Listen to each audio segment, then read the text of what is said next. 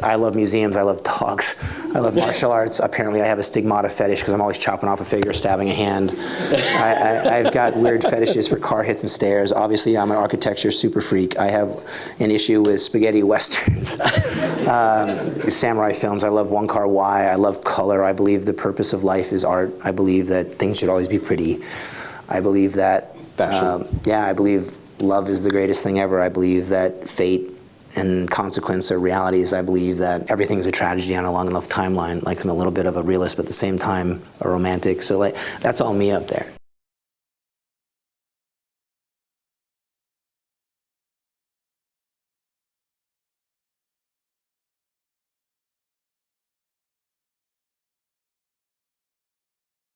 Again, my big mantra is there's no difference between action and acting. It's just all blocking. So rather than have Keanu express how he's feeling or show what he's feeling, just show it. Do it with the look, do it with the thing. So it's a lot of nonverbal. So we'll always write the script really dialogue heavy, and then we'll have Keanu go and he goes, nope, nope, nope. He's like, I'll do this with a look, I'll do this with a look, I'll do this with a look. We're so worried about what the audience is going to feel, we feel the need to make the character, I'm sad. Like you don't want to have the character actually say I'm sad, you just want Keanu to look down and know that he's fucked up and know that he's hurt or he's thinking about something very retroactive or reflective. So we always try to do the nonverbal communication, and for a lot of that, you go back way back to silent film. I mean, Buster Keaton, Charlie Chaplin, Harold Lloyd, all the greats from back then had to get across I love you with the battering eyes or the look, and you can learn a lot from watching that. Yeah. And if you have the resources like we have today, we can say a lot with color, with set, with palette, with hair design, but you can say it with words, you can say it with an emotion, you can say it with look, you can say it with the big wide lonely shot or the really intimate smile. There's something very powerful about nonverbal communication.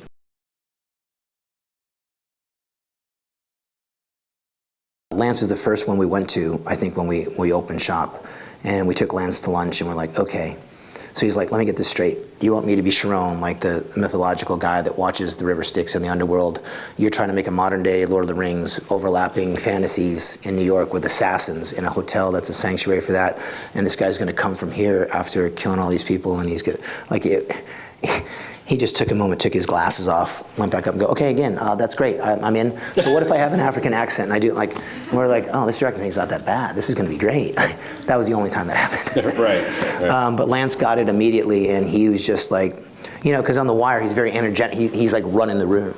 In this, he's like, I'm gonna be a Zen master. I'm gonna be the most badass in the thing by saying, I'm gonna be a minimalist, I'm gonna be very Zen.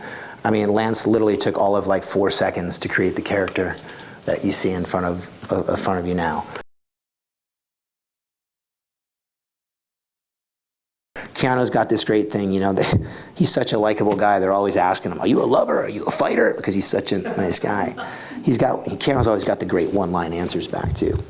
He's like, well, you have to be both, right? If you love something, you have to fight for it.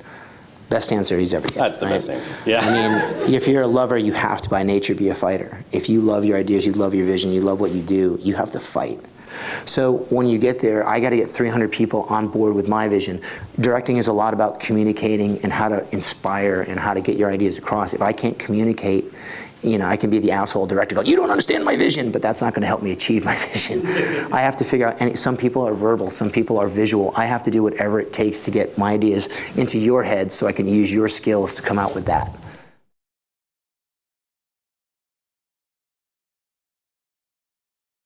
We were on second Matrix Reloaded, and I came to set early, and both of them were sitting there like this on their little monitors watching the fashion channel. And I was like, so what are you doing? What is that? And they're watching the runway channel, right? And I was just like, well, okay, what are we doing here? And they just went, shh, no, watch the way the dress, now watch the way the model's body, watch how it clings to her. Now watch how she pulls her shoulders back. Now that's power, that's how she's controlling the room. And in a moment, I got schooled on how wardrobe changes. It's putting on the superhero, it's putting on the cape. I'll never forget that day. That's why Bill and Keanu's collars in all his movies, we put an extra inch on the collar. It forces his head up and it pulls his shoulders back. We put the suit an inch tighter in the shoulder blades to pull it back. So I would sit like this in my normal jacket. As soon as I wear a John Wick suit, I'd be like this.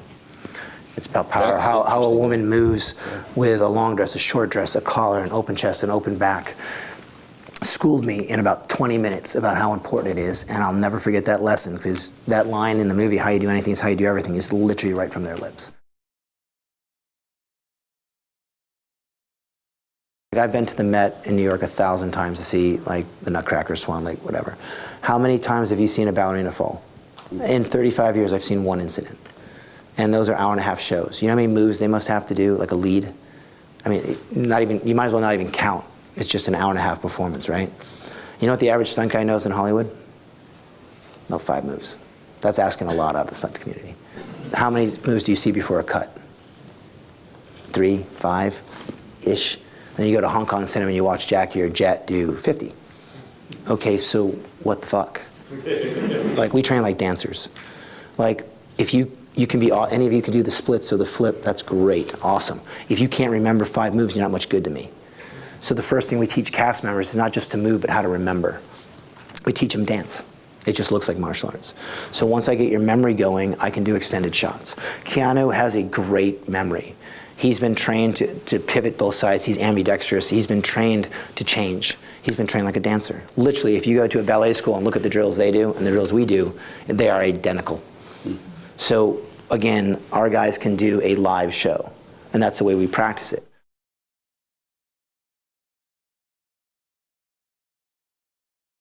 If you want to be a director, right off the bat, I'll challenge you right now. Who wants to be a director?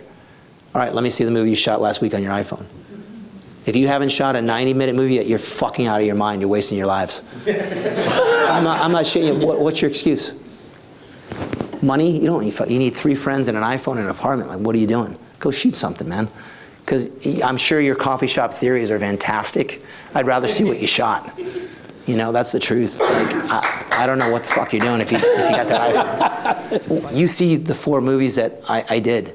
What you're not seeing is the 50 shitty ones. Okay, I shot everything on an old VHS camera. I shot so much shit, and they're fucking horrible.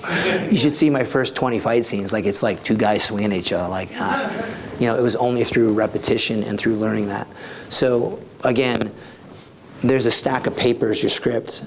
Go shoot it, because I guarantee you, before you do your rewrite, go shoot it out on your iPhone. Go have, you got your friends right here, ready to direct. I just gave them a mission. Go shoot your script. We know the cinematography's not gonna be great. You know you're gonna have the lights. Don't use it as an excuse not to do something. Well, I don't have the money and I wanna make it look like, okay, I get it. Trust me, I get it. You're not gonna get that today. Go shoot it anyways. Go look at it, because you're gonna find out some of those scenes, the way they're in your head, they don't work. Because you're doing a written medium. It reads well, right? Great. But when you shoot it and you see human, you see what the director, you see the way camera does influence character, you see the way a little look can influence camera.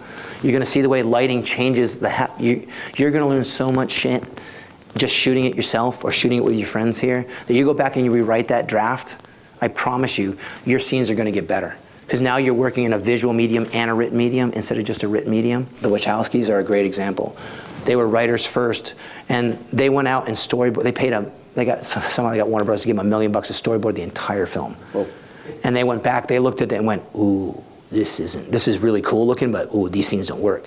They went back and rewrote the script after boarding it and animating it, because then they saw it visually, and then they went back and rewrote it. I promise you, I've done it several times myself. Go write something, even if you hack job it with your iPhone. Go shoot it, cut it, put a little music to it. I promise you, when you do your rewrite, it'll be 10 times better than what you wrote.